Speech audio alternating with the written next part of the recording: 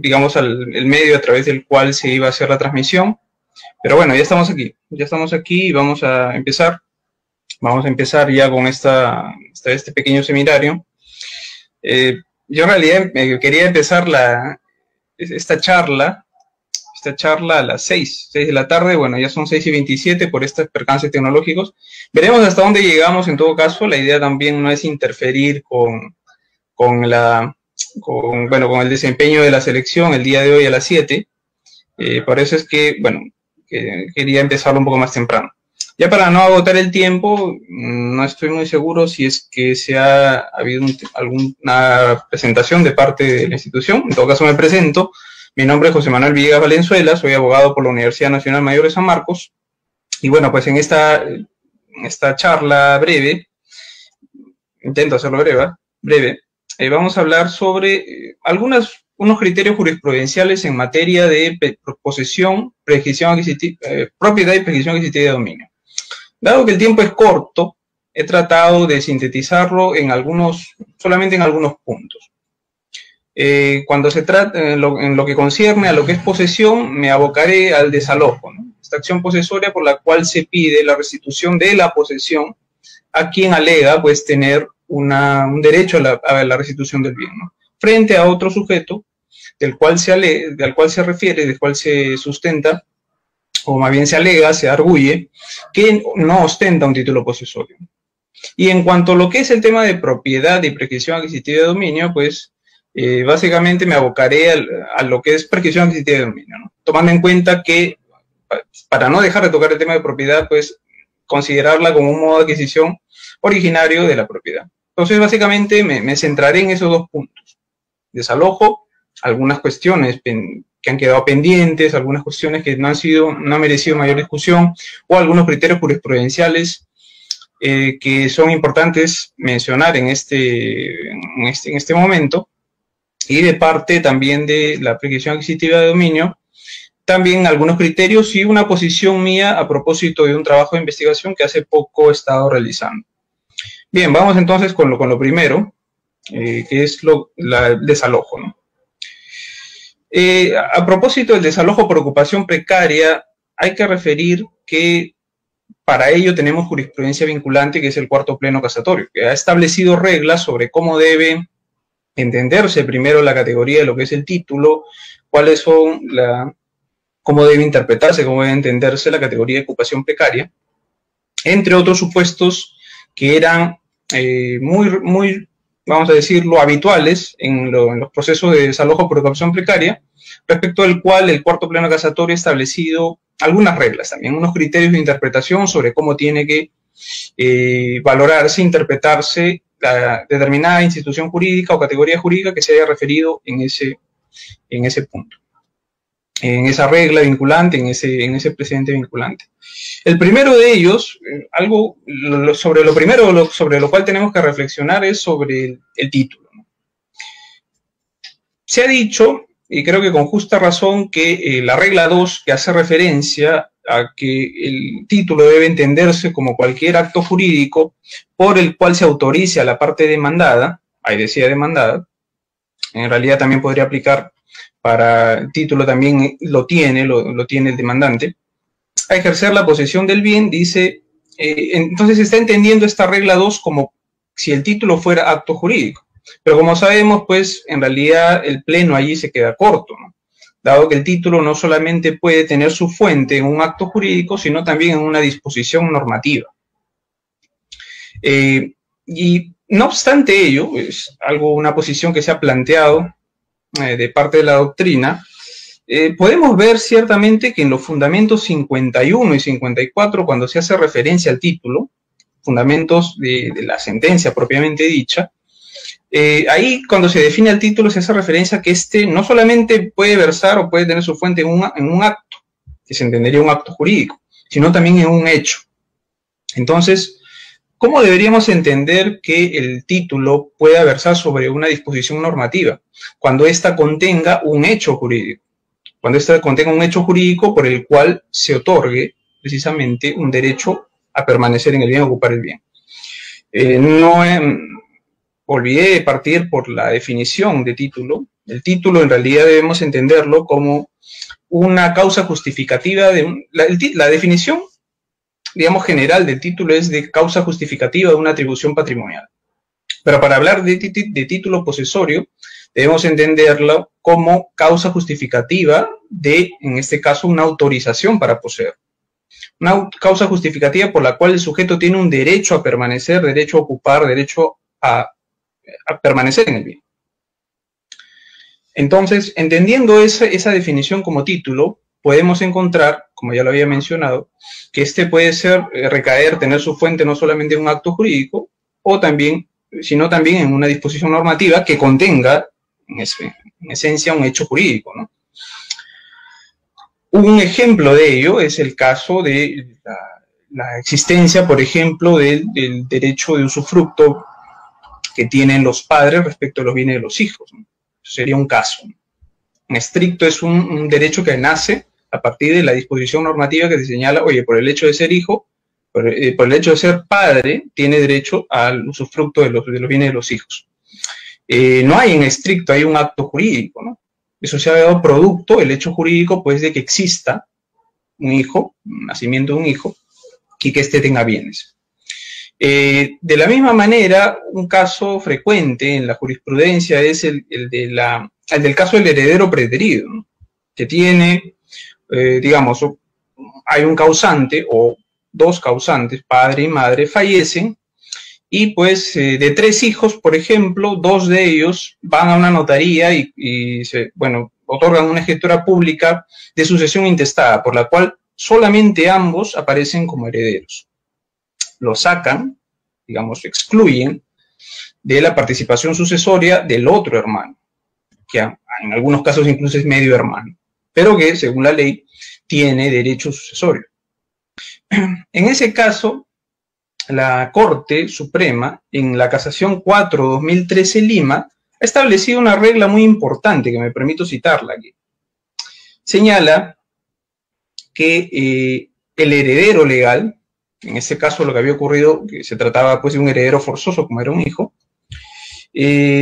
no puede ser considerado como precario en tanto su sola vocación hereditaria de ser heredero forzoso constituye el título posesorio. Este pronunciamiento es importante por 2 cosas. En primer lugar, porque hace algo que podría discutirse sobre este pronunciamiento es el hecho de que si el juez en ese proceso estaría adelantando un juicio respecto de la declaratoria de herederos, de la sucesión intestada. De hecho, en un caso similar que he podido ver en la práctica judicial, pues he podido advertir que un argumento de parte de los demandantes era precisamente ello, ¿no? Señor juez, pero si usted lo está considerando a él que tiene un título posesorio por el solo hecho de ser heredero forzoso, está adelantando un juicio sobre un eventual proceso de declaratoria de herederos, un eventual proceso de petición de herencia y declaratoria de herederos. Al respecto, pues, algo que sí hay que precisar es que en realidad no sería la primera vez que el cuarto pleno casatorio hace un tipo de aseveración de esa naturaleza. Si nosotros vemos en la regla referida a la prescripción adquisitiva, que señala que cuando el demandado tiene o alega haber prescrito, estoy hablando, ser prescribiente, es decir, haber prescrito el bien, es decir, haber ejercido su capión y haber adquirido la propiedad por prescripción adquisitiva de dominio. En esos casos, el juez puede analizar si es que de los medios probatorios que él ha presentado, existe lo que se denomina un título suficiente. Y a eso hace referencia, de alguna manera, esta regla, no esta regla, sino en este caso, la Corte Suprema, la Casación del 4/2013 Lima, que existe un título suficiente, en tanto el sujeto, por el solo hecho de haber sido un heredero forzoso, pues se entiende de que por regla del 660 ha adquirido la propiedad por el solo hecho de la muerte. La muerte del causante da lugar a que el 660 del Código Civil señala que se transfieran los bienes, los derechos y las obligaciones. En este caso se habría transmitido el derecho de propiedad. El juez en este caso no se está pronunciando entonces sobre, lo está adelantando un juicio porque no le correspondería, sobre el eventual proceso que se puede iniciar de petición de herencia o de declaratoria de herederos, que podría venir acumulado a ese proceso. Sino en realidad lo que está señalando es de que de los medios probatorios que ha presentado, existe esta categoría, se ha presentado esta categoría de título suficiente. ¿En qué consiste básicamente este título suficiente? Una definición para adelantar más o menos lo que voy a mencionar cuando toquemos la parte de prescripción adquisitiva, es decir, la parte que se refiere a prescripción adquisitiva en el cuarto pleno casatorio, es que este título suficiente básicamente supone un análisis de parte del juez probabilístico, si es que con la documentación que presenta el demandado, existe pues una alta probabilidad de que éste salga vencedor, obtenga la tutela de su derecho en el eventual proceso que él inicie, ¿no? En este caso sería de petición de herencia y declaratoria de herederos. Entonces, la primera regla que hay que mencionar es esa, ¿no? Más que una regla, bueno, la regla que se desprende de esta casación 4.013 es esa. Es importante tenerla en cuenta, ¿no? A efectos de tutelar de mejor manera a quienes son herederos forzosos. Otra cuestión que hay que mencionar sobre los títulos es lo concerniente a una posición que ha planteado un sector de la doctrina sobre si en los procesos de desalojo podría discutirse el mejor derecho de posesión. De mi punto de vista, ello no es posible y ahora señalaré las razones. Se ha señalado, pienses en el siguiente, no deberías estar aquí, yo soy el legítimo propietario, a mí me transmitió primero la propiedad, etcétera, etcétera, etcétera, pero, y tú, bueno, has adquirido una propiedad, has adquirido la propiedad de alguien que ya no era dueño. ¿Por qué? Porque a mí me vendió el bien primero. Para estos efectos, recuérdese que el artículo 949 del Código Civil señala que, interpretado ya casi unánimemente por la jurisprudencia, que el solo consenso transmite el derecho de propiedad cuando el acto versa sobre un acto de transferencia de propiedad inmueble. Es decir, para actos jurídicos de transferencia de propiedad inmueble, el solo consenso transmite el derecho. Para esos efectos, entonces, debía tenerse, si vemos esa fotografía, tenemos en cuenta que B, que fue el primer comprador, era propietario, ¿no? El segundo ya no sería propietario en principio, aplicando solamente las reglas 949. No obstante, ahí habría pues que discutir quién de los dos tendría un mejor derecho de propiedad. Les planteaba ese caso ¿por qué? Porque un sector de la doctrina ha señalado que en los procesos de desalojo podría discutirse un mejor derecho de posesión, que en este caso estaría sustentado en el mejor derecho de propiedad, en el proceso de desalojo. Yo sostengo que no es posible ello, no me parece posible que se pueda discutir ello, un proceso de desalojo, pese a que ya el noveno pleno casatorio de alguna forma nos ha dicho que los procesos sumarísimos son procesos plenarios, aunque rápidos, con etapas procesales un poco más cortas, una limitación para la etapa probatoria, pero que al fin y al cabo son plenarios. Pese a esa digamos, posición que ha adoptado el noveno pleno casatorio sobre los procesos sumarísimos, creo que en este caso, de alguna forma, admitir la posibilidad de discutir mejor derecho de posesión en un proceso de desalojo por ocupación precaria, en realidad, además de desnaturalizar el proceso, que en realidad, pues, por las limitaciones probatorias solamente debería determinar si es que solo debería terminar el proceso analizando si es que el demandado ostenta un título posesorio o no. Si ostenta, ahí debería declararse solamente infundada la demanda. Entrar a discutir desnaturalizaría ya la finalidad de ese proceso. Pero más que por la misma naturaleza jurídica de ese proceso de desalojo, las mismas reglas del proceso sumarísimo, desde mi punto de vista, pues harían dificultosa la posibilidad de dilucidar si realmente existe un mejor derecho de propiedad o de posesión de parte de uno de ellos de parte del demandante o del demandado. ¿Por qué? Porque como ya ha venido diciendo la doctrina que sigo, sobre el proceso para las reglas que se van a aplicar para el proceso de desalojo para las reglas que se aplican para discutir a quién tiene que preferirse en el derecho, tanto en los procesos de mejor derecho de propiedad como en el proceso de mejor derecho de posesión, tiene que ser previo. El presupuesto para que se apliquen las reglas es que ambos hayan actuado de buena fe. Entonces, un aspecto que podría discutirse a efectos de determinar una prevalencia de parte de uno de ellos en un mejor derecho es la buena fe.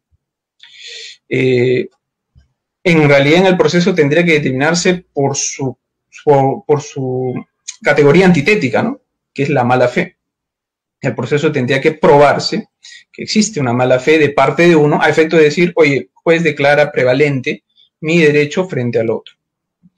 En ese sentido, creo que, dado que eso se tendría que discutir la existencia de mala fe de parte del demandante o del demandado, ello es una cuestión que es bastante difícil realizarla en un proceso sumarísimo, como el proceso de desalojo por ocupación precaria, dado que en este tipo de procesos, pues, los medios probatorios que se admiten son solamente los medios probatorios de actuación inmediata, ¿no? Básicamente prueba documental.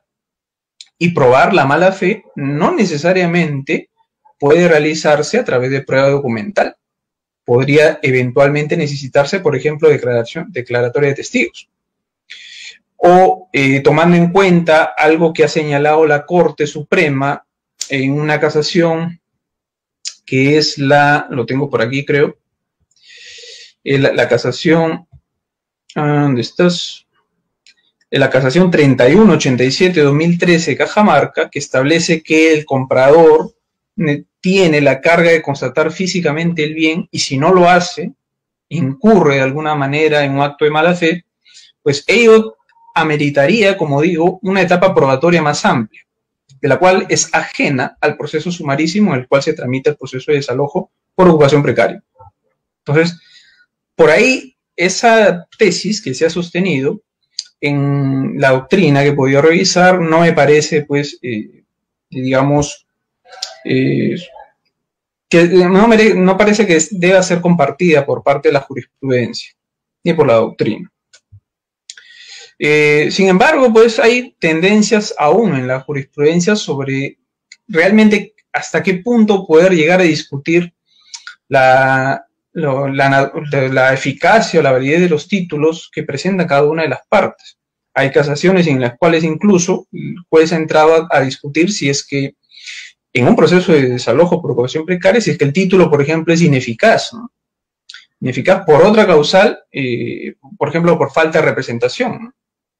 Ese tipo de cuestión. O entrar a discutir, incluso ha habido uno que otro pronunciamiento en el cual ligeramente se ha querido hacer un análisis sobre si existe un mejor derecho de posesión de uno o de otra parte.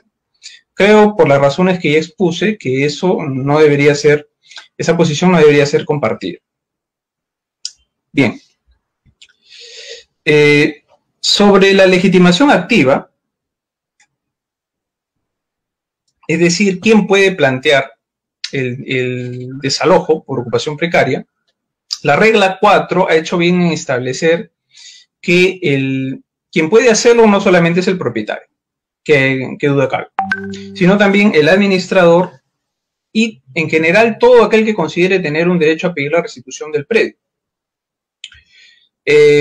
Sobre esta regla, alguna vez llegó un caso en la corte donde yo trabajo, que era bastante interesante, ¿no? Versaba sobre lo siguiente: era un demandante, el demandante que era un comprador que había celebrado un contrato que tenía un pacto particular, que era la cláusula de reserva de dominio.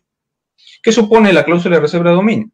Que el comprador no adquiere directamente el derecho de propiedad, sino que ese derecho de propiedad, la transferencia del derecho de propiedad, está supeditado al pago de la totalidad del precio o de una parte de él. Entonces, ustedes saben que por regla, si es que no se incorpora esa cláusula En un contrato de compraventa ya hemos referido que por el 949 el defecto traslativo se habría producido de manera directa. Sin embargo, al haberse incorporado esa cláusula, lo que se hace es que se supedite la transferencia de propiedad, es decir, no se produzca la transferencia de propiedad hasta que acaezca este hecho. ¿Cuál es? Que se pague o la totalidad del precio o una parte del precio, dependiendo de lo que hayan pactado las partes. Bien, entonces, en ese contexto es que aparecía este caso. Había un demandante, insisto, con un comprador con cláusula de reserva de dominio, y este pues había adquirido, no había adquirido todavía la propiedad del bien, ojo. Sin embargo, pese a ello, pese a que tenía ese contrato, lo transmitía, demandó, pese a que no era propietario, demandó contra un sujeto pues que se había metido en el bien, ¿no? Era un invasor. Este invasor ciertamente no tenía nada, él lo sabía. De hecho, eso era palpable desde que empezaba a presentar tantos escritos dilatorios como pudieran. Y como sabía este demandado que no tenía nada, no tenía ningún título que justifique su posesión allí, lo que hizo pues es atacar el título del demandado, ver si el demandante ostentaba un título que autorice precisamente a pedir la restitución sobre el bien. ¿Y qué fue lo que dijo el demandado? Advirtió, leyó el contrato de compraventa y dijo, no, pues el demandante no es propietario.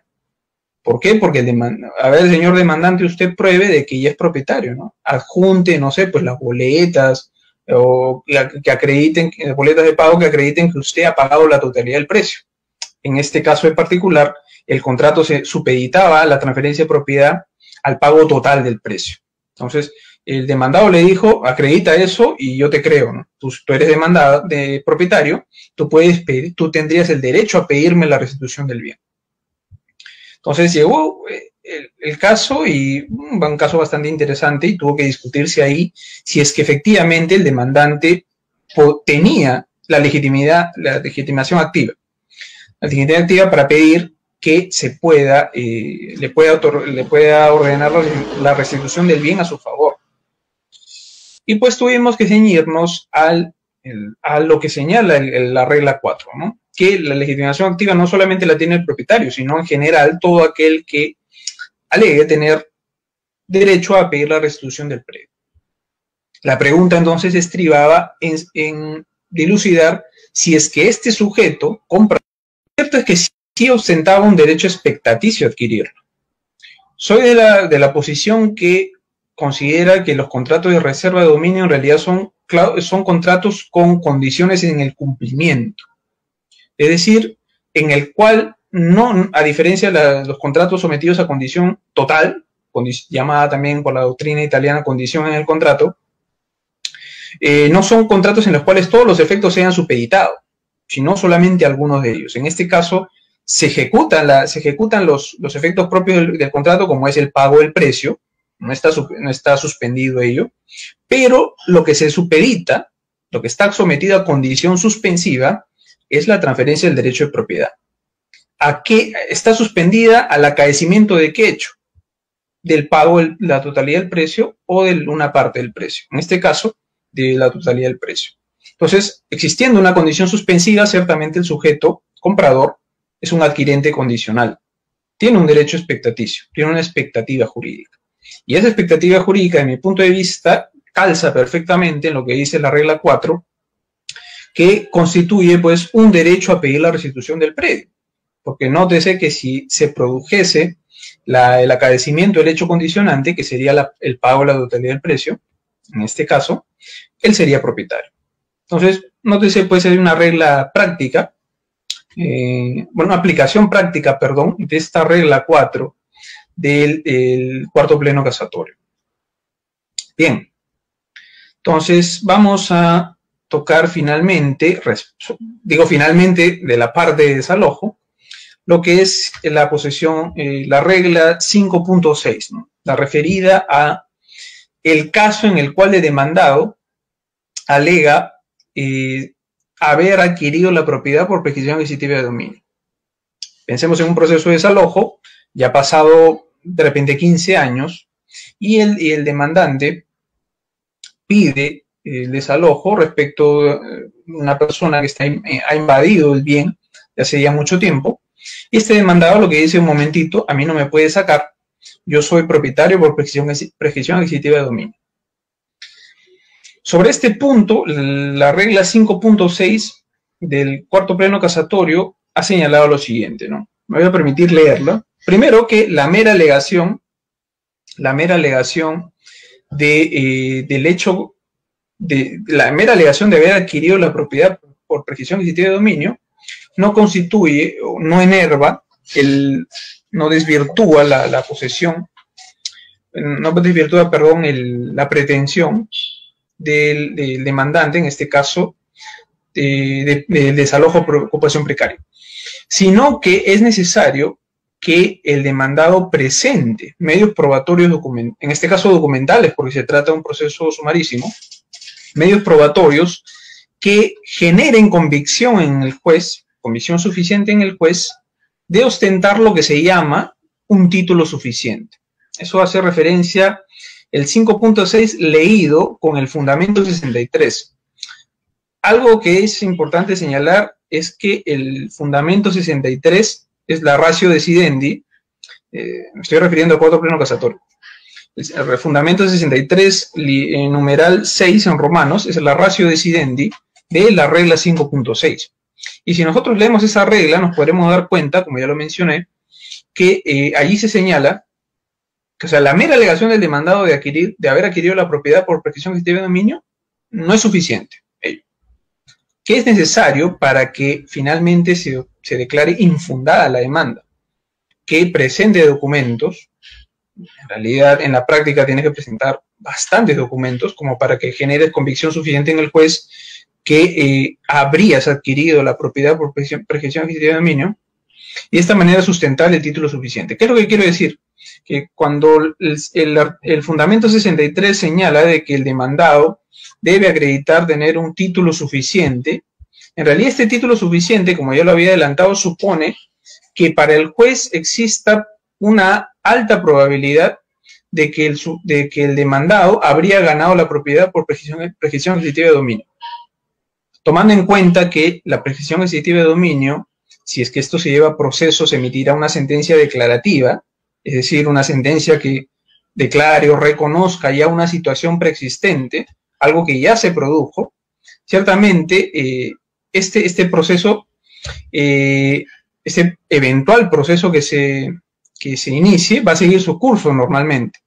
Lo que se ha dicho en el 5.6 es que no hay un adelantamiento de una posición, o el juez no podría pronunciarse sobre la prescripción adquisitiva de dominio, en este caso de desalojo. Sin embargo, si el demandado presenta amplia documentación que acredite de que muy probablemente habría adquirido la propiedad por prescripción adquisitiva de dominio, al punto que eso genere convicción suficiente en el juez, ello será considerado, según el fundamento 63, como un título suficiente. Esta categoría de título suficiente aparece aquí en el 5.6, en el fundamento 63, perdón. Sin embargo, en el cuarto pleno no hay un desarrollo, digamos, vamos a decirlo, más pormenorizado, más, digamos, detallado sobre qué significa, ¿no? Se deduce entonces de que este título suficiente se sustenta en digamos, en una amplia probabilidad. No quiero entrar al término de verosimilitud para no confundir con las medidas cautelares, pero es una amplia probabilidad de que el derecho obtenido por el solo transcurso del tiempo se habría adquirido. Ese es en cuanto a la regla 5.6, como dije, referido a la prescripción adquisitiva de dominio. Digamos, a la alegación del demandado de haber adquirido la propiedad por prescripción adquisitiva de dominio en el proceso de desalojo. Entonces, nótese ello, ¿no? Lo primero que se puede desprender de esta regla 5.6 son, en primer lugar, que el juez no va a emitir un pronunciamiento y en ese caso no va a haber una sentencia con calidad de cosa juzgada que se haya pronunciado sobre el usucapión. ¿Por qué? Porque el juez no emite un pronunciamiento sobre ello. Y en segundo lugar, se está considerando, como corresponde a la prescripción adquisitiva, como un proceso declarativo, al proceso judicial de prescripción adquisitiva como un proceso declarativo. Ahora bien, otra regla que aparece en el mismo 5.6 es el caso de qué ocurre si es que el demandado, que es el usucapiente, finalmente obtiene ya una sentencia. Lo que señala la segunda parte, más bien la última parte del 5.6, es que de declararse fundada la demanda de desalojo por ocupación precaria, en nada afecta lo que se vaya a decidir en el proceso de usucapión. Puesto que el usucapiente, dice, tendrá expedito su derecho para solicitar la inejecución del mandato de desalojo, en esencia, la inejecución del lanzamiento, o en todo caso, dice, para pedir la devolución del inmueble. Pueden en ese caso realizar esos dos actos, o pedir la inejecución del lanzamiento o pedir la devolución del inmueble. Pero si uno advierte, el 5.6 no señala qué calidad tendría que tener esa sentencia obtenida en el proceso de desalojo. Para ello hay que remitirnos al fundamento 63. En el fundamento 63, tengo que mirar aquí, no, en el fundamento 63 se señala de que esta sentencia debe ser una sentencia con calidad de firme. No lo dice expresamente así, pero en el fundamento 63, en la última parte, se señala de que de ampararse, es decir, la pretensión, el proceso de prescripción adquisitiva de dominio, mediante resolución definitiva, dice, el usucapiente tendrá expedito su derecho para hacer esos dos actos que ya expuse antes. Ese término resolución definitiva debe entenderse como sentencia firme, según la doctrina que sigue. Entonces, ese es un aspecto que hay que tener en cuenta. No solamente se trata de no podría ser en todo caso una sentencia solamente que se ha declarado fundada la demanda en primera instancia, es decir, que no tiene la calidad de firme, sino es necesario que ya haya obtenido la firmeza y en consecuencia la calidad de cosa juzgada. Sobre esto, también un caso que pude ver en la práctica judicial fue lo siguiente, ¿no? ¿Qué ocurre si es que una situación similar se presentara en un proceso de reivindicación? Les explico un poco. Se trataba en realidad el proceso iniciaba, el proceso que se pudo conocer aquí, fue un proceso de prescripción adquisitiva de dominio. El juez había advertido de que el demandante había obtenido todos los medios probatorios que sustentaban su posesión continua, pública, pacífica como propietario por el plazo establecido por ley, que en la mayoría de los casos son 10 años, por la prescripción extraordinaria, inmuebles. Y lo que dijo fue en una primera parte de sus considerandos que el demandante había cumplido con presentar, o había cumplido en este caso con probar, acreditar la posesión, como dije, en esas calidades, continua, pública, pacífica como propietario. Sin embargo, dice, el juez continuaba diciendo, no puedo otorgarte la prescripción adquisitiva de dominio. ¿Por qué, señor juez? Porque existe un proceso de reivindicación que tiene la calidad de cosa juzgada en el cual ya te están ordenando la devolución del bien.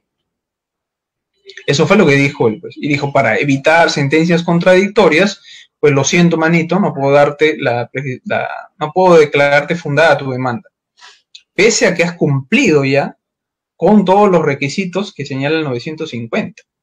Entonces, ahí pues había un problema, ¿no? El juez, por un lado, le dice, sí has cumplido todos los requisitos, pero no puedo otorgarte la propiedad por esta razón. Porque ya existe un proceso con calidad de cosa juzgada de reivindicación en el cual te están ya ordenando la restitución. Ya está en ejecución. Al respecto, pues, cuando, bueno, se tuvo la oportunidad de analizar, ciertamente me parecía razonable lo que finalmente resuelve la sala, declarar nula la sentencia, porque lo que había ocurrido es que el mismo juez estaba inaplicando lo que señala el cuarto pleno casatorio.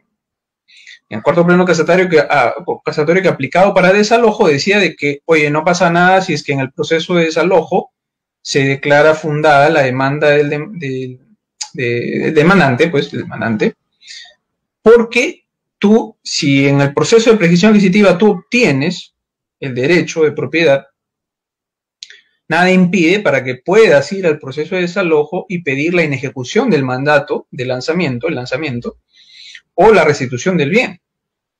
Entonces, si el cuarto pleno te está diciendo eso, de que puedes tranquilamente tú, demandado en el proceso de desalojo, demandado sucapiente, venir al proceso de desalojo y pedir la inejecución del lanzamiento o pedir la restitución del bien, pues ciertamente decirle al demandante en el proceso de prescripción adquisitiva, decirle que no te puedo otorgar la prescripción adquisitiva de dominio porque ya hay un proceso con calidad de cosa juzgada, incluso en ejecución, pues eso contraviene totalmente lo que dice la regla 63, perdón, la regla 5.6 sustentada en el fundamento 63, numeral 6 en romanos, del cuarto pleno casatorio.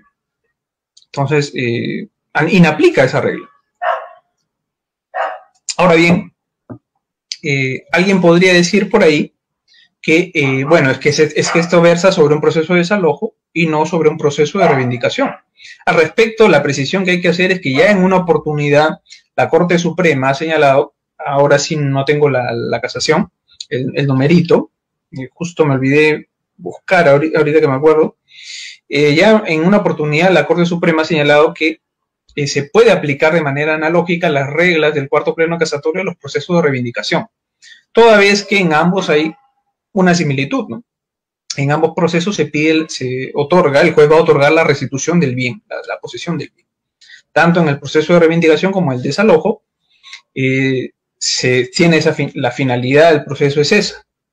Entonces, se puede aplicar la regla del cuarto pleno casatorio. Aunque en esa casación se aplicó para el caso en el cual los demandados hayan alegado haber realizado edificaciones sobre el bien, pero que es perfectamente posible aplicar a otro tipo de procesos, ¿no? Perdón, otro tipo de reglas. Otro tipo de reglas. Ay, la voz. ¿Cómo es este caso? Naturalmente, en los procesos de reivindicación, el juez podría, si es que el demandado reconviene la prescripción adquisitiva de dominio, podría pues acumular y de esa manera pronunciarse, ¿no?, tanto por la reivindicación como por la prescripción adquisitiva de dominio. Nada impide ello. Bien, entonces ese punto, de esos comentarios quería hacer respecto de la prescripción adquisitiva de dominio. Más bien sobre la regla, perdón, siempre decir la prescripción adquisitiva de dominio, sobre la regla del proceso de desalojo respecto a la prescripción adquisitiva de dominio. Ahora, uno de los argumentos que he podido leer ahí también de doctrina reciente sobre este punto es que una de las formas en que se podría desvirtuar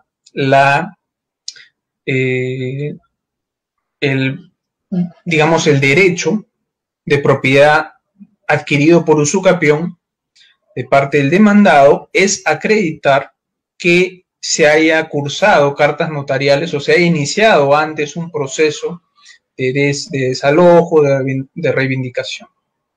Porque según este sector de la doctrina son actos que producen interrupción, actos de interrupción de la posesión del usucapión que da lugar a que no se produzca, se corte el plazo prescriptorio.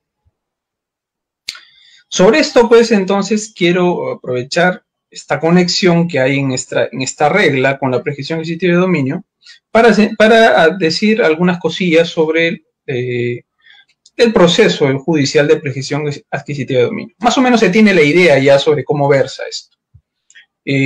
La ley habilita que por el solo transcurso del tiempo, habiendo ejercido posesión continua, pública, pacífica como propietario respecto de un bien, un sujeto adquiera la propiedad. De ahí que se considere como un proceso un modo de adquisición originaria de la propiedad, a diferencia de los modos de adquisición derivativa. Es decir, el sujeto adquiere sin que su derecho derive de la esfera jurídica de otro sujeto, como ocurre, por ejemplo, en la compraventa, ¿no? Si yo soy propietario es porque mi derecho se deriva del derecho que tenía mi vendedor. En este caso no se deriva de nadie. Por el solo transcurso del tiempo, por el solo efecto de la ley originariamente me otorga el derecho de propiedad. Entonces creo que se tiene más o menos ideas sobre cómo funciona, cómo versa el proceso de prescripción adquisitiva de dominio. Como les comenté, básicamente por el solo transcurso del tiempo. De ahí que el proceso que se pronuncia sobre ello, declarando fundada la demanda, es solamente un proceso declarativo. La sentencia declara una situación jurídica preexistente, algo que ya se produjo. Voy a agrandar, creo que mi imagen para que no parezca muy... A ver, ¿cómo hago esto? Me veo muy chiquito y por eso es que... A ver, intentar agrandar. No, pensé que se podía. Bueno. ¿Ahora que se puede? No sé. Ya, bueno, para no perder el tiempo. Entonces, esa es la idea que se tiene, ¿no? Ya sabemos que las calidades, los requisitos que debe revestir la posesión son de ser continua, pública, pacífica y como propietario, ejercido con animus domini.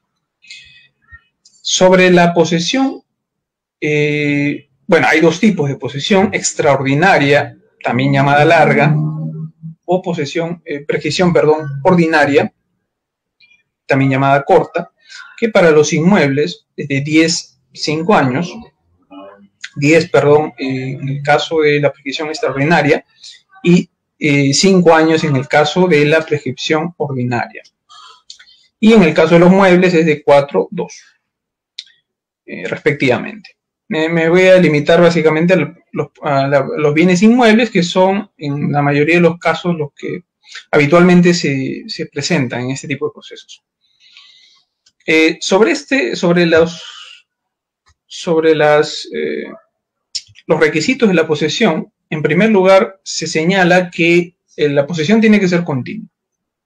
Y esa posesión continua tiene que ser, supone que aquella se ejerza sin intermitencia, sin solución de continuidad, que en todo momento, esto en todo momento entre comillas, ahorita voy a explicar por qué, el sujeto ejerza la posesión sobre el bien. Eso no quiere decir naturalmente que en las 24 horas del día y los 7 días de la semana el sujeto tenga que necesariamente ejercer, digamos, una posesión material física respecto del bien, sino, en la tesis de Jhering, que mantenga el control de hecho sobre la cosa. Si el sujeto sale a comprar, pero no sé, pues echa, o sale no sé, pues a visitar a sus padres y echa llave a su casa, está manteniendo todavía el control de hecho sobre la cosa. Eso no quiere decir que no esté ejerciendo posesión. Sí, en tanto mantiene todavía el control de hecho. Entonces, posesión continua, que se ejerce sin intermitencias, sin solución de continuidad. Esta posesión continua puede verse afectada por lo que se denominan los actos de interrupción, que según nuestra doctrina pueden ser de dos tipos: actos de interrupción natural o actos de interrupción civil.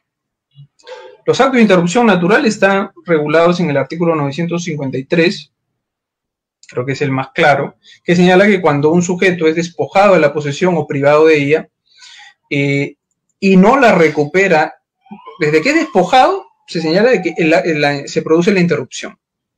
Sin embargo, si la recupera dentro del plazo de un año, ese efecto interruptor se declara ineficaz. Es como si nunca se hubiera producido. La lectura que hago de ese 953 es que en realidad se trata de un supuesto de ineficacia retroactiva.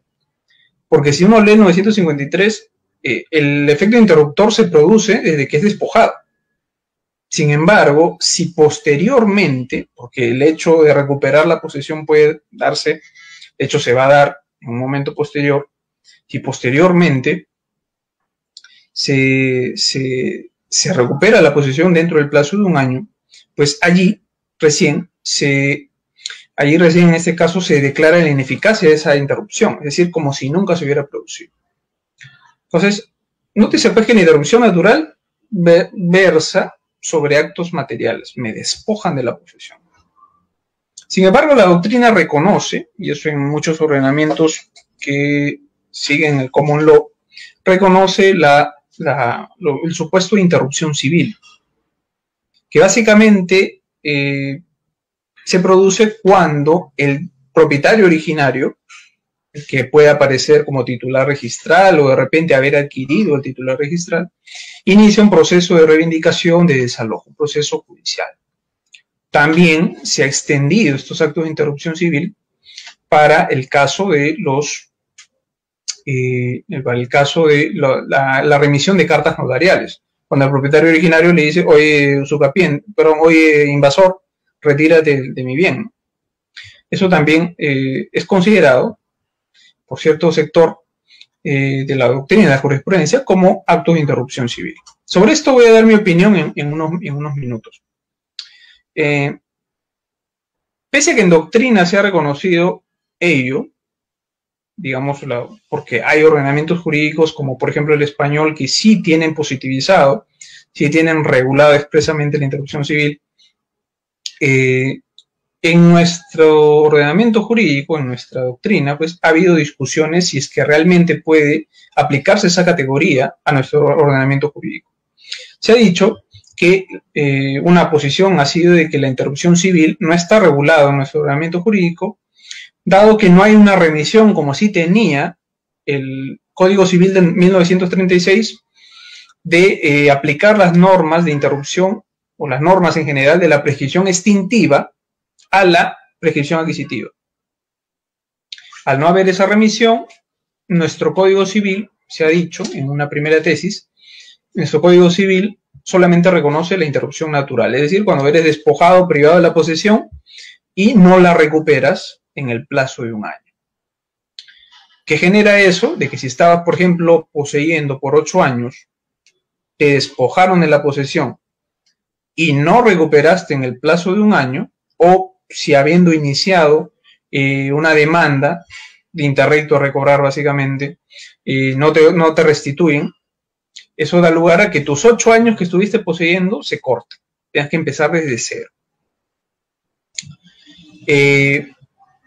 Entonces, esa es la única causal de interrupción, de la interrupción natural, según este sector de la doctrina, que estaría reconocido en nuestro ordenamiento jurídico.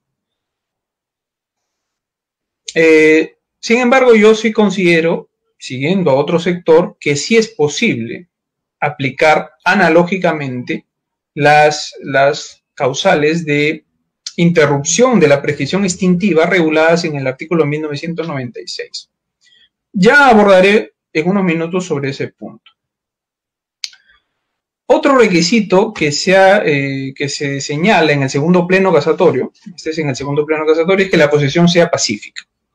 Y si uno lee el segundo pleno casatorio, aquí se señala que esta se dará cuando el poder de hecho no se mantenga por la fuerza.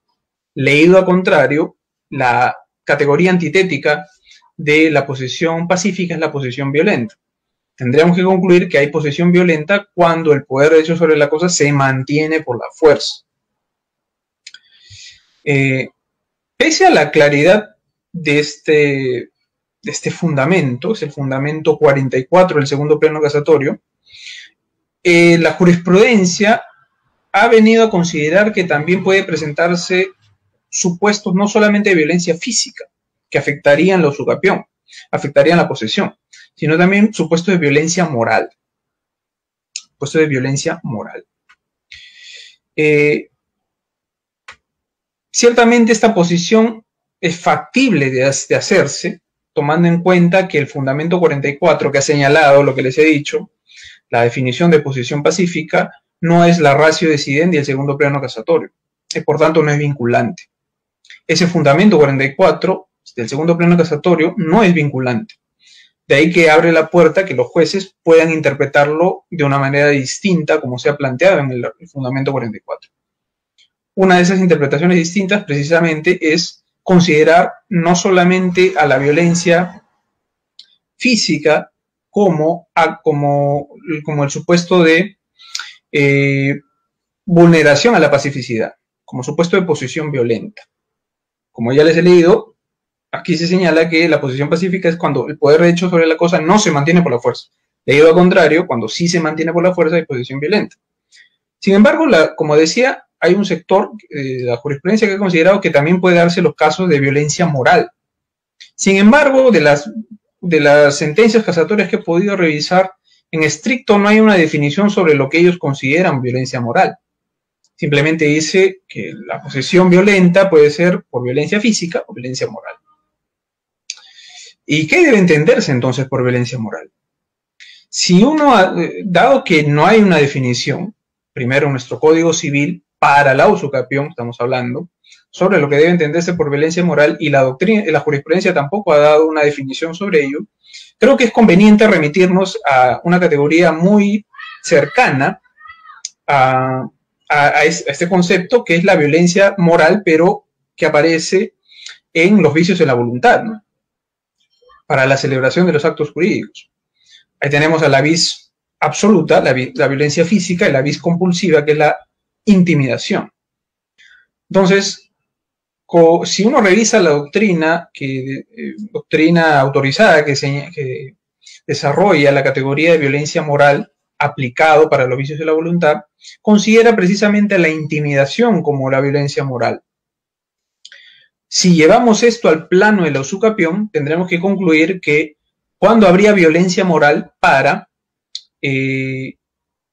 violencia moral respecto de la posesión, es decir, una posesión violenta con violencia moral. Desde mi punto de vista, cuando hay intimidación, amenaza, pero de recuperar por la fuerza el bien. Creo que esa sería la interpretación que debería darse sobre esta categoría de violencia moral que ha aparecido en la jurisprudencia, de que sea intimidación, amenaza de recuperar por la fuerza el bien, mediante actos materiales, ¿no? No sé, de repente algún tipo de perturbación posesoria previa, que de alguna forma, pues, ya le ponga en conocimiento el usucapiente de que el propietario originario quiere sacarlo por la fuerza. Esa interpretación, desde mi punto de vista, debería hacerse sobre la violencia moral. Sin embargo, pareciera que la jurisprudencia ha interpretado en múltiples casaciones como violencia moral también los casos en los cuales se inician procesos judiciales, e incluso cuando se remite cartas notariales de parte del propietario originario hacia el usucapiente. Desde mi punto de vista, ello no es correcto, por la razón que ya expuse, ¿no? La violencia moral debe ser entendida como una intimidación, amenaza, pero recuperar por la fuerza. Nótese también que, tomando en cuenta que la posesión es un hecho jurídico, hablar de violencia, de posesión violencia, en realidad debe estar referida al plano de los hechos, no al plano de los derechos. Cuando un sujeto inicia un proceso judicial, en realidad un proceso judicial de reivindicación y desalojo, sobre lo que hay controversia básicamente es sobre el plano de los derechos. Se discute quién tiene derecho y quién no tiene derecho. No hay en estricto una discusión sobre el plano de los hechos, si es que uno se da cuenta. De ahí que creo que el hablar de posesión violenta, porque esa es la categoría antitética de la posesión pacífica, aplicado para procesos judiciales, creo que no resiste el término. Creo que no es posible hablar de una posesión violenta cuando se inicia procesos judiciales. Más aún si, como ha señalado atentamente la doctrina que sigo, creo que los procesos judiciales son la forma más pacífica de resolver las controversias. Entonces, creo que en lo que respecta a la pacificidad, los procesos judiciales ni las cartas notariales afectan la misma. Es decir, la pacificidad no se ve afectada por la remisión de cartas notariales ni el inicio de procesos judiciales. Sin embargo, debo decir que a propósito de la investigación que he hecho al respecto, he podido advertir que ciertamente hay aún la posición dominante en la jurisprudencia, debo decir, por un tema, vamos a decir, estadístico, sigue siendo la violencia. Es decir, la tesis de la afectación de la pacificidad, ¿no? O la tesis de la violencia. Es decir, en múltiples casaciones aún se sigue considerando de que los procesos judiciales y las cartas notariales, sobre todo el primer caso, el inicio de procesos judiciales, afectan la pacificidad. Posición que, como ya había mencionado, no comparto, primero por lo que ya señalé, ¿no? Creo que la categoría de violencia moral no encaja para este caso. En segundo lugar, es difícil que el término resista la categoría de violenta para atribuirlo a los procesos judiciales.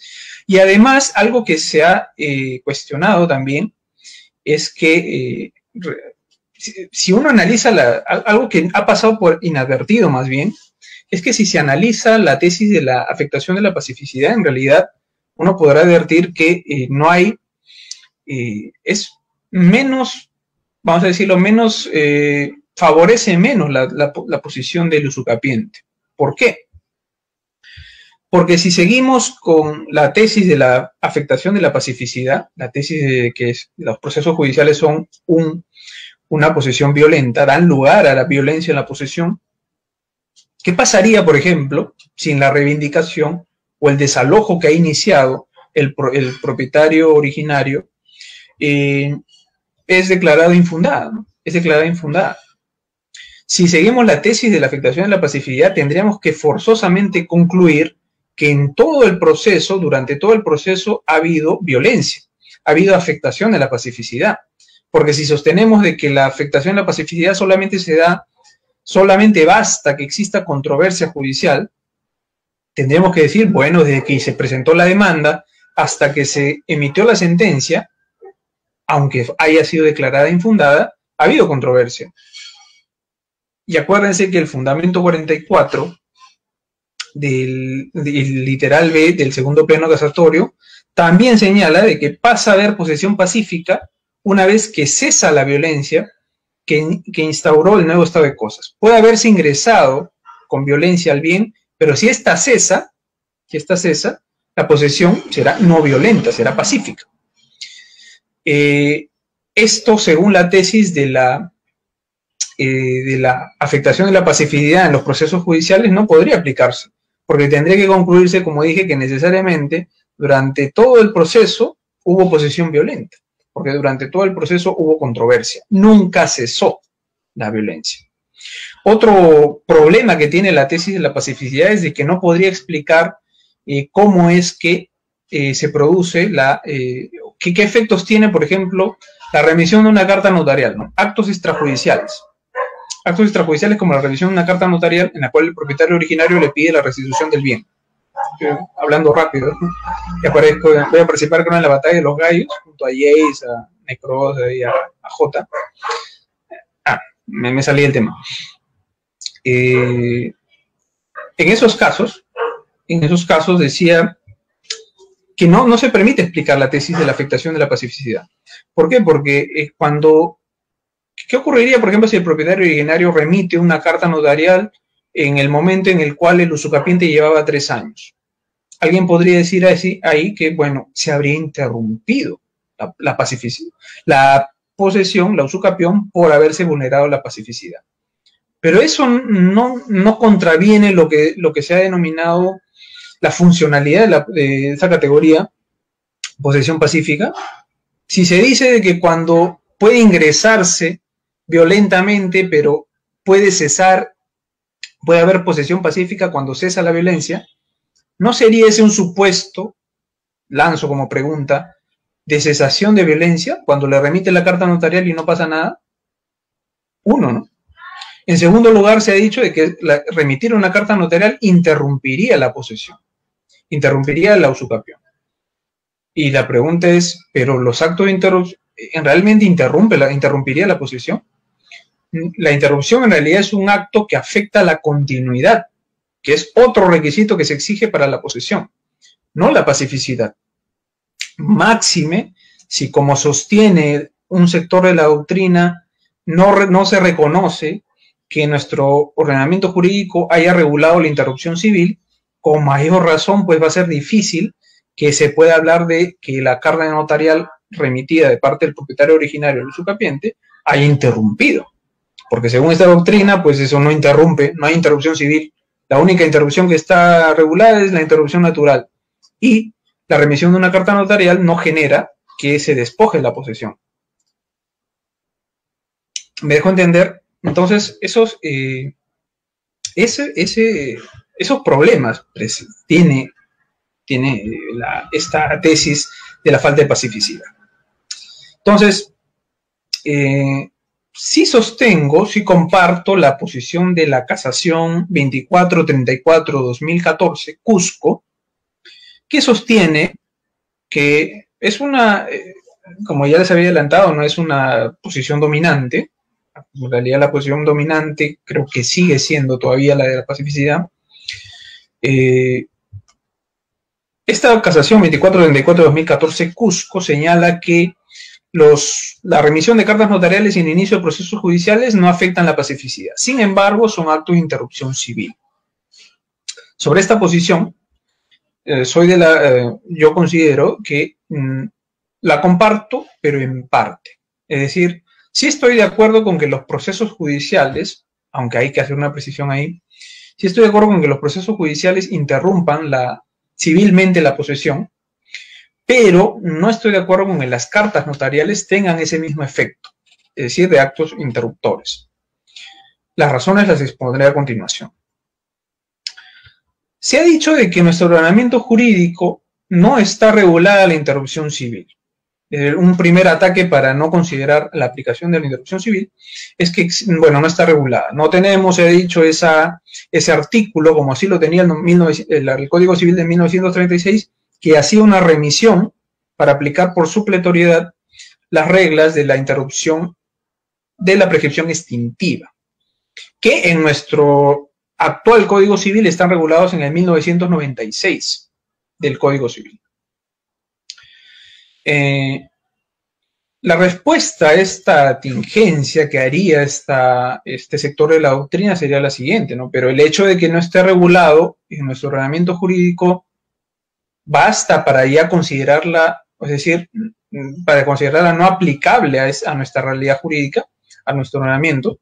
Es decir, ¿acaso no es posible aplicar los métodos de integración de la norma jurídica precisamente cuando hay vacíos o lagunas normativas? Yo creo que sí. Del hecho de que una categoría no esté regulado, pero hay una norma que pueda servir como norma base para aplicar la analogía, creo que es perfectamente posible. Por eso son métodos de integración de la norma. Proceden cuando hay lagunas, cuando hay vacíos normativos. Entonces,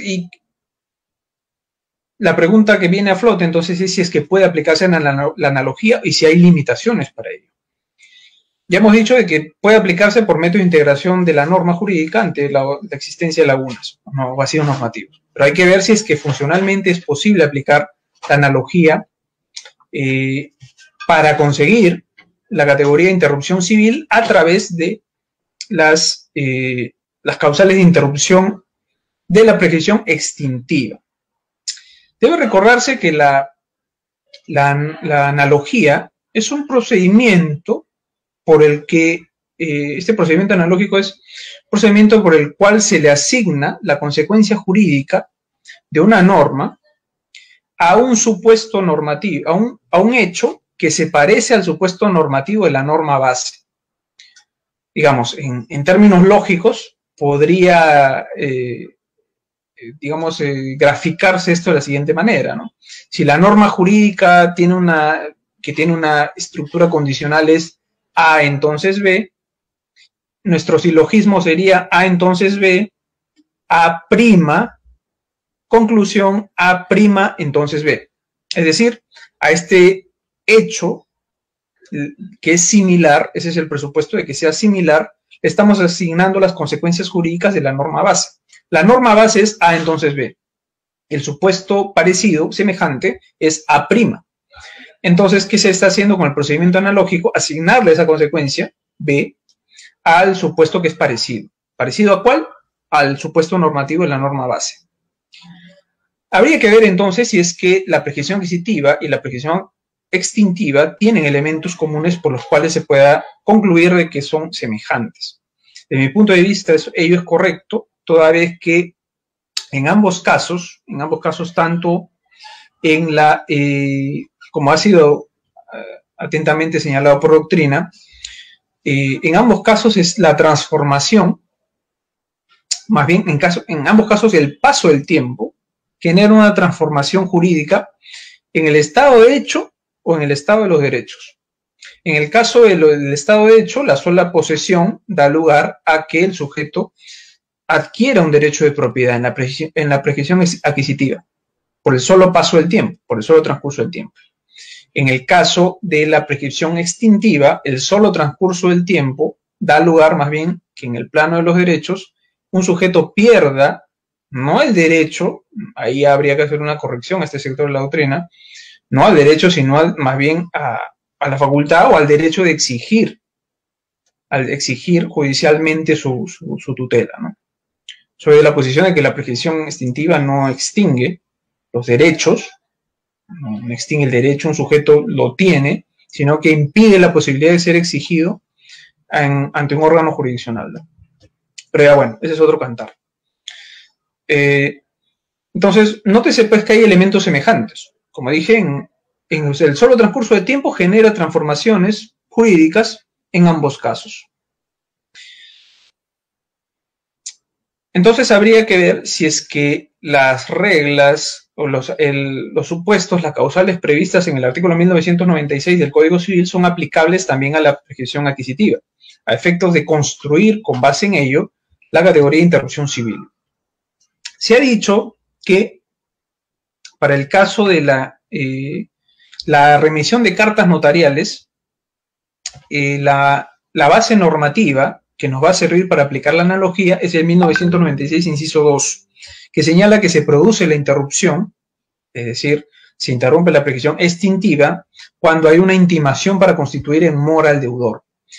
Con base en esa norma se ha dicho, bueno, esto aplicado a la prescripción adquisitiva supone el hecho que se presenta cuando el propietario originario remite una carta notarial exigiéndole al usucapiente que devuelva, restituya la posesión del bien. Esa entonces sería, para este sector de la doctrina, la base normativa.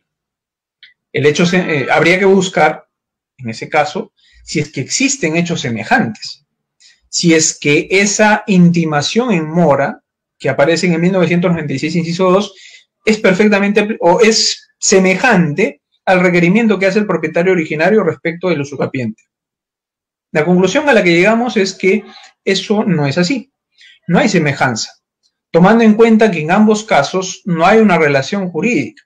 Perdón, en el caso de la prescripción adquisitiva, pensemos nomás en la prescripción extraordinaria, no hay una relación jurídica que sí aparece en el 1996, inciso 2, cuando la norma señala que el efecto interruptor se produce con la intimación en mora al deudor. Desde ya se presupone que hay una relación jurídica entre ambos. Hay un acreedor y hay un deudor.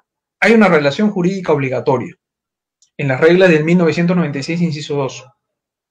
Sin embargo, si vemos, pensemos nomás en la prescripción extraordinaria, en la que no hay relación alguna entre el usucapiente y el propietario originario, ¿no?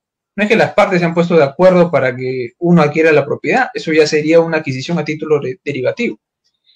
Entonces, creo que en ese caso no es posible aplicar la analogía. Entonces, ese sería un primer argumento. Dado que no existe semejanza entre el hecho y el supuesto normativo de la norma base, no es posible aplicar analogía. Pero hay otra razón por la cual creo que no es posible calificar de actos de interrupción civil a la remisión de las cartas notariales.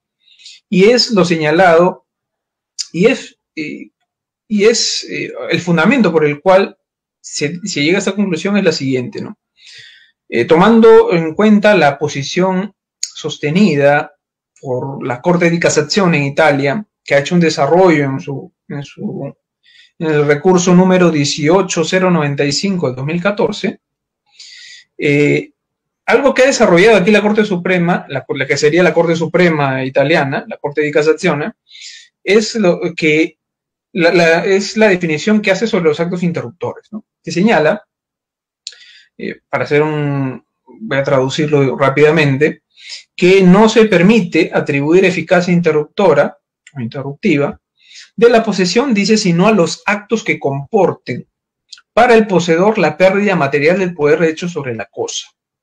Es decir, para la Corte di Cassazione, para que un acto sea calificado como acto interruptor, es necesario que éste tenga la idoneidad, tenga la fuerza de generar la privación del poder de hecho sobre la cosa.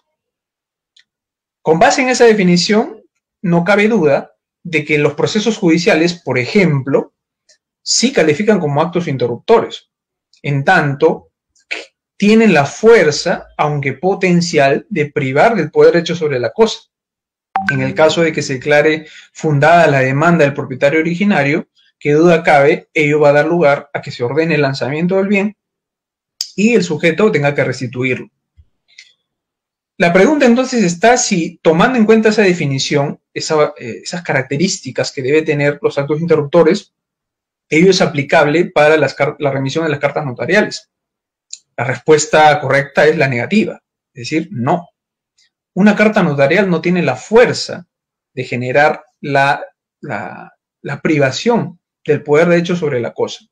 Nótese que, como ya lo había mencionado, la interrupción tiene, en este caso, la prescripción adquisitiva de dominio tiene que estar relacionado con el plano de los hechos jurídicos, el plano material. Entonces, las cartas notariales no tendrían esa fuerza y en consecuencia no podrían calificar como actos interruptores. Concluyendo y recapitulando, entonces, las cartas notariales, la remisión de las cartas notariales no pueden ser considerados como actos de interrupción civil por dos cosas. Primero, porque no es posible aplicar analógicamente el 1996 inciso 2 porque no aparece la semejanza entre el hecho, en este caso el requerimiento de restitución del bien, con el supuesto normativo de la norma base, que es la constitución en mora, al deudor. Y ese es el primer fundamento. Y el segundo fundamento por el cual no se puede calificar como actos de interrupción civil, porque no tienen la fuerza, la idoneidad de privar de la posesión material de la cosa. Descartada la posibilidad de calificar a las remisiones de las cartas notariales como un acto de interrupción civil, pasaremos a ver si es que el inicio de procesos judiciales sí califican como tales. El 1996, inciso 3, señala que otra vez se produce la interrupción cuando se realiza la citación de la demanda o dice por otro acto con el cual se notifica al deudor, aun cuando dice se haya acudido a juez o autoridad competente. Citación de la demanda es la parte que nos interesa para sostener que precisamente esa es la base normativa para aplicar los procesos judiciales como actos de interrupción. Entonces, desde la aplicación del procedimiento analógico, sí es posible, en tanto hay bastante semejanza. La citación de la demanda produce la interrupción según el 1996, inciso 3. Ahora, llevado a la usucapión, llevado a la prescripción adquisitiva de dominio, en realidad sí habría que hacer algunas precisiones. No se trata de cualquier acto de interrupción. Es decir, no se trata de cualquier demanda. Debe ser una demanda que inicie un proceso judicial por el que se va a ordenar la restitución del bien. Otra vez, porque para hablar de usucapión tenemos que referirnos al plano de los hechos. De esta manera quedan descartados, como ya en alguna oportunidad, aunque de manera errónea, la Corte Suprema se ha pronunciado, de que han descartado pues los procesos de nulidad de acto jurídico, no sé, de resolución de contrato, vamos a decir, el caso de resolución de contrato, pues en este caso, pues en la prescripción adquisitiva extraordinaria, ciertamente no había vinculación, así que por ahí queda descartado. en el caso de otro tipo de procesos, ¿no? Otro tipo de procesos, no sé, pues se me está ocurriendo ahorita a ver, ¿qué otro tipo de procesos tenemos en civil? O sea, pues nulidad de acto jurídico, anulabilidad, que no tengan que ver, a eso voy, con el pedido de restitución de la posesión del bien. Esa sería la primera precisión que hay que hacer, ¿no? Entonces, tiene que estar referido a actos que generen la restitución de la posesión del bien.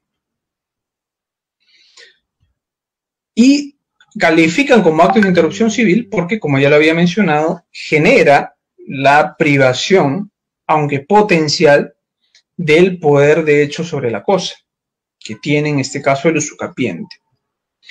Ahora, habiendo ya señalado de que es posible aplicar primero que ante un vacío normativo se puede aplicar la analogía, además que se puede aplicar el procedimiento analógico aplicando la norma del 1996, inciso 3, para la prescripción adquisitiva de dominio. Algo que también hay que señalar es que aunque se ha discutido que en el caso de los procesos judiciales, estos no generen, o más bien sean más desventajosos para el usucapiente. ¿Por qué? Porque se señala, no, pues si es que se considera solamente a la interrupción civil la sola citación, la notificación, el emplazamiento de la demanda, ello daría lugar a que se presenten demandas de carácter malicioso y de esta manera pues interrumpir el plazo prescriptorio, ¿no? Sin que exista la posibilidad que se pueda revertir ese hecho ante una eventual sentencia que declare infundada la demanda. Es decir, se ha dicho que en el caso de que se considere que los actos de interrupción civil, es decir, que en el caso que se considere que el inicio de procesos judiciales califica como un acto de interrupción civil, esto sería más desventajoso para el demandante, para el usucapiente, perdón, porque daría lugar a que se presenten demandas maliciosas, incluso si es que el demandante no es propietario del bien, no tiene la razón, por el solo hecho de haber emplazado al usucapiente con la demanda y había interrumpido el plazo. Frente a esa aseveración, y con eso termino, habría que responder a ese sector de la doctrina que en realidad, bueno, ciertamente la desventaja esta desventaja no solamente aparece con la tesis de la interrupción civil, sino también, como ya lo había especificado antes, si es que se sostiene la tesis de la afectación de la pacificidad. Y en segundo lugar, pese a ello, pese a que no hay una regulación en nuestro Código Civil, ¿qué sucede si es que la demanda del la demanda del propietario originario es declarada infundada? Sí existen reglas, a diferencia de las tesis de la afectación de la pacificidad, sí existen reglas en nuestro Código Civil que cuando menos son algo más ventajosas que la tesis de la afectación de la pacificidad. Si nosotros advertimos el 1997 de nuestro Código Civil señala causales en las cuales queda sin efecto la interrupción. Otra vez, causales de ineficacia retroactiva de la interrupción. El 1997, inciso 1, señala que queda sin efecto la interrupción. Estamos hablando de la prescripción extintiva, cuando se prueba que el deudor no fue citado con la demanda o no fue notificado con cualquiera de los actos que aparecen en 1996, inciso 3. El segundo supuesto es cuando el actor se desiste de la demanda. Y aquí deben interpretarse el desistimiento del proceso. No se está refiriendo al desistimiento de la pretensión. Ojo con ello. Y el 1997, inciso 3, cuando el proceso fenece por abandono. Nótese que, al menos, la tesis de la interrupción civil sí contaría con estos tres supuestos para que se pueda declarar la ineficacia retroactiva de la interrupción. Es decir, podría suceder que en el caso en que se notifique un proceso de reivindicación o de desalojo, se advierta que el del demandado en ese proceso, que es el usucapiente, no haya sido debidamente notificado con la demanda. ¿Qué es lo que da lugar, según el 1997, inciso 1, que se declare la ineficacia de la interrupción? Queda sin efecto, es como si nunca hubiera producido. ¿Eso es ventajoso para el usucapiente? Sí, porque podría ser de que en el plazo que se notificó la demanda de reivindicación, en esa fecha, todavía le faltaba un año o algunos meses, 6 meses. Si se declara que esa interrupción nunca se produjo, en virtud del 1997, inciso 7, se levantaría y el sujeto podría contar el plazo que haya transcurrido. ¿Me dejo entender? Entonces, si se vuelve a hacer una nueva notificación y ya esta sí se realiza válidamente con el usucapiente, pues podría suceder que para esa nueva notificación hecha válidamente, según las reglas del Código Procesal Civil, allí el usucapiente ya habría adquirido la propiedad por petición ejecutiva de dominio, porque ya había transcurrido los meses o el año que le faltaba, dependiendo cuánto se haya demorado el Poder Judicial. El segundo supuesto también es ventajoso. Bueno, difícil, pero podría suceder que el demandado, el propietario originario se desista del proceso. Y en el tercer caso, cuando el proceso fenezca por abandono, que se podría dar, desde mi punto de vista, en los casos de desalojo. No en el caso de la reivindicación, en los procesos de reivindicación, toda vez que no procede el abandono cuando las pretensiones tienen naturaleza imprescriptible. Contienen pretensiones imprescriptibles, como es la reivindicación. Ahí adelanto un poco mi posición de que, de mi punto de vista, el desalojo sí prescribe a los 10 años. Nótese entonces de que tenemos, cuando menos, según la tesis de la interrupción civil, causales por las cuales sí se puede dejar ineficaz esa interrupción. Desde mi punto de vista, son causales de ineficacia retroactiva. Son por hechos que se producen posteriormente, pero que dan lugar a que se deje sin efecto todo desde el inicio. Y con eso, pues, concluimos, estimados amigos, esta pequeña charla, un poco accidentada, como ya les había señalado. Al iniciar, ha habido problemas al momento de iniciar la transmisión, pero que, bueno, pues ha servido de alguna forma, espero que haya sido de utilidad, haya motivado tal vez alguna curiosidad académica de parte suya, sobre estos temas que he procurado no recaer en los lugares comunes, ¿no? Que usualmente de repente podrían escuchar en otro tipo de ponentes referirse al cuarto pleno casatorio. He intentado no recaer, decir, de manera coloquial, decir lo que otros ya han dicho. Sobre todo esta tesis de los argumentos que he dado para abonar a considerar el hecho de que los procesos judiciales, y solo los procesos judiciales y no las cartas notariales, son actos que interrumpen civilmente la posición, me parece, desde mi punto de vista, atendible, ¿no? Y por eso les he compartido en esta pequeña charla. Bueno, ya nos hemos pasado, en realidad, ya más del tiempo que había previsto por el tema del partido y todo ello. Pero bueno, pues para los que se hayan quedado con la transmisión, espero que les haya sido de utilidad, ¿no? No sé cómo vamos en el marcador, pero espero de que ello sea positivo. Espero no haber salado a la selección. Por eso no ha aparecido tampoco con polo de la roja y blanca.